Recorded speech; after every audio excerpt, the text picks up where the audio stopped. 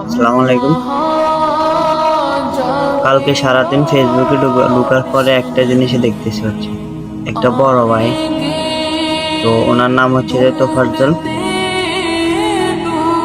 কালকে সারা Facebook, YouTube সব জায়গাতে দেখতেছি ওনাকে ভাত খাওয়ানোর পরে নাকি এ, মেরে ফেলা হয়েছে। ওই যে হারুনা দেবী, হারুনুর রশিদ আছে না, ওর বাতাস থেকে ভাত খাওয়ানোর পরে যদি জীবিত ফিরে আসতে পারে, তাহলে ফজলুল হক থেকে এই আমাদের শ্রদ্ধেয় বড় ভাই কেন ভাত খাওয়ার পরে ফিরে আসতে পারলাম না জীবিত? ওকে তারা ভাত খেয়ে খাবারের পরে এত নির্মমভাবে হত্যা করেছে যে তারা বলতেছে সে নাকি চুরি করতে গিয়ে ধরা গেছে। আসলে ও একটা মেন্টালিস্ট লোক ছিল, মানে ও স্বজন আত্মীয় স্বজন সব হারাবার পরে একটা মানুষ কিভাবে এত